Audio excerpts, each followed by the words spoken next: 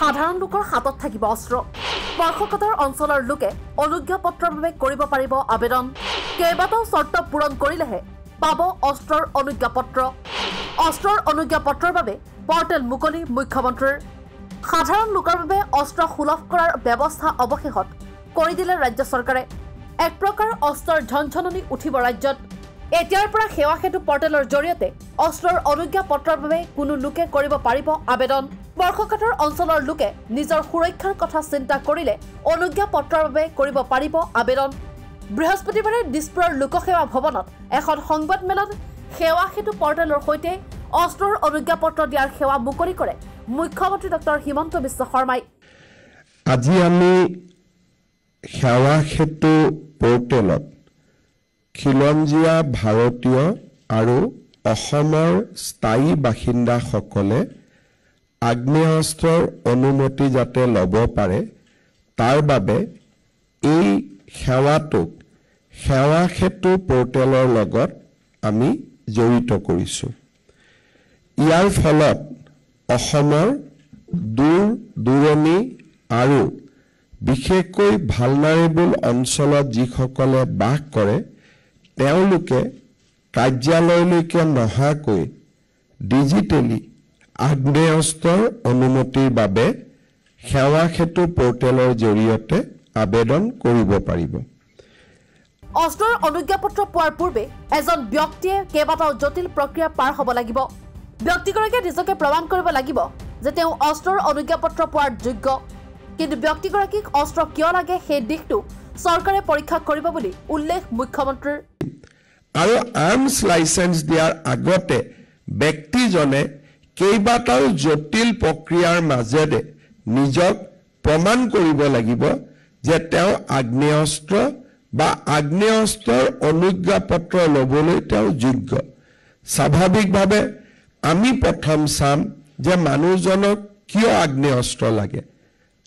কিয় লাগে মই ভাৰত বাংলাদেশ সীমান্তত থাকো বা মই ইণ্টাৰষ্টেট বাউণ্ডাৰীত থাকো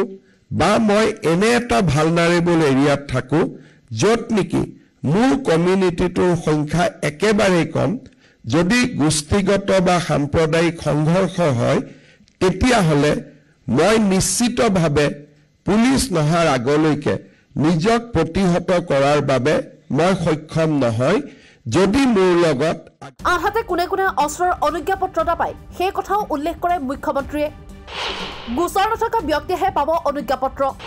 গোচৰত অভিযুক্ত ব্যক্তিয়েও নাপাব অনুজ্ঞাপত্ৰ গোচৰ চলি থকা ব্যক্তিয়েও নাপাব অনুজ্ঞাপত্ৰ মানসিকভাৱে অস্থিৰ ব্যক্তিয়েও নাপাব অনুজ্ঞাপত্ৰ ইয়াৰ বাহিৰেও অনুজ্ঞাপত্ৰ পোৱাৰ আগতে ব্যক্তিজনে প্ৰশিক্ষণ ল'ব লাগিব তাৰ পাছতহে লাভ কৰিব অনুজ্ঞাপত্ৰ দিয়াৰ আগতে মানুহজনৰ ওপৰত কোনো ক্ৰিমিনেল কেছ থাকিব নালাগিব কোনো ক্ৰিমিনেল এন্টিচিডেন্ট থাকিব নালাগিব অৰ্থাৎ চলিত গোচৰো থাকিব নালাগিব এনেকুৱা নহয় যে গোচৰত অভিযুক্ত হলেহে তেওঁক আমি আৰ্মছ লাইসেন্স নিদিওঁ গোচৰ চলি থাকিলেও তেওঁ আৰ্মছ লাইসেন্স পাবৰ বাবে যোগ্য নহয় ইয়াৰ পিছত ইয়াতে আমি দ্বিতীয় পদক্ষেপ চাম যে মানসিকভাৱে মানুহজন কিমান সন্তুলিত যদি মানুহজন মানসিকভাৱে সন্তুলিত নহয় তেতিয়াও তেওঁ আৰ্মছ লাইসেন্স পাব যোগ্য নহয় তৃতীয়তে আৰ্মছ লাইসেন্স লোৱাৰ আগতে মানুহজনে আৰ্মছৰ ট্ৰেইনিং ল'ব লাগিব আৰু গভৰ্ণমেণ্টে বিভিন্ন জিলাত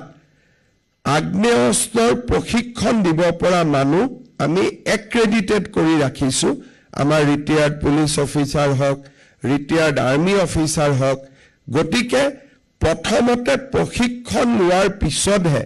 আৰ্মছ লাইসেন্স ল'ব পৰা যায় কিন্তু প্ৰশিক্ষণৰ ব্যৱস্থাও সহজ আমাৰ জিলা আৰক্ষী অধীক্ষকসকলে নটিফাই কৰিব যে কোন কেইজনে আমাক ট্ৰেইনিং দিব পাৰে ট্ৰেইনিং ইনষ্টিটিউট যেনেকৈ হয় গাড়ী চলাবৰ কাৰণে তেনেকৈ আৰ্মছ ট্ৰেইনিং দিয়াৰ আমি একোজন ব্যক্তিক অনুজ্ঞা প্ৰদান কৰিম যোনে নেকি আমাক প্ৰশিক্ষণ দিয়াৰ ব্যৱস্থা কৰিব তাৰ মানে আৰ্মছ ট্ৰেইনিং লাগিব দ্বিতীয়তে mentally he has to be balanced তৃতীয়তে তেওঁ প্ৰমাণ কৰিব লাগিব মই কিয় ভালনাৰেবল এনেকুৱা নহয় যে মই আহিলো মই অমুক কমিউনিটি গতিকে মোক দিয়ক তেনেকুৱা নহয় তেওঁ প্ৰমাণ কৰিব লাগিব যে মই এটা স্পৰ্শকাতৰ অঞ্চলত বাস কৰোঁ মই এটা ভালনাৰেবল অঞ্চলত বাস কৰোঁ আৰু তেতিয়া আমি তেওঁক অনুজ্ঞাপত্ৰ দিয়াৰ বাবে আগবাঢ়িম চতুৰ্থতে তেওঁ আৰ্মছ এটা কিনিব লাগিব আৰু আপোনালোকে জানে যে আৰ্মছ কিনিবৰ বাবে he or she has to spend a good amount গতিকে মই ভাবো যে এই গোটেইকেইটা চৰ্ত পূৰণ কৰি আমাৰ ইণ্ডিয়ান আৰ্মছ এক্ট মতে যিখিনি ডেপুটি কমিশ্যনাৰে দিয়াৰ আগতে যিখিনি বিধি যিখিনি নিয়ম পালন কৰিব লাগে সেইখিনি পালন কৰাৰ পিছত আমি অনুজ্ঞাপত্ৰ দিয়াৰ বাবে আগবাঢ়ি ইফালে মুখ্যমন্ত্ৰীয়ে স্পষ্ট কৰি দিয়ে যে চৰকাৰে অস্ত্ৰ নিদিয়ে চৰকাৰে অস্ত্ৰৰ অনুজ্ঞাপত্ৰহে দিব এটা কথা আমি নিশ্চিতভাৱে অনুভৱ কৰিব লাগিব যে গভৰ্ণমেণ্টে কাকো আৰ্মছ নিদিয়ে বহুত ক্ষেত্ৰত মই সংবাদ মাধ্যমত বাতৰি দেখিছোঁ যে গভৰ্ণমেণ্টে আগ্নেয়াস্ত্ৰ প্ৰদান কৰিব গভৰ্ণমেণ্টে কাকো আগ্নেয়াস্ত্ৰ প্ৰদান নকৰে গভৰ্ণমেণ্টে অনুজ্ঞাপত্ৰ দিব আগ্নেয়াস্ত্ৰ কিনাৰ দায়িত্ব উল্লেখ্য যে সংখ্যালঘু অধ্যুষিত অঞ্চলত খিলঞ্জীয়া লোকৰ নিৰাপত্তাৰ বাবে চৰকাৰে অস্ত্ৰৰ অনুজ্ঞাপত্ৰ দিব বুলি মুখ্যমন্ত্ৰীয়ে প্ৰকাশ কৰিছিল তাৰ পাছত কেবিনেট বৈঠকত এই সিদ্ধান্ত লোৱা হৈছিল এইলৈ ৰাজ্যজুৰি প্ৰতিক্ৰিয়া হৈছিল কিন্তু বিৰোধী জাতীয় দল সংগঠনৰ কোনো কথাকে গুৰুত্ব নিদিলে চৰকাৰে মানুহৰ জীৱনৰ নিৰাপত্তা দিয়াত ব্যৰ্থ হোৱা চৰকাৰখনে সেই অস্ত্ৰৰ অনুজ্ঞাপত্ৰ দি যেন দায়িত্ব সামৰিব বিচাৰিছে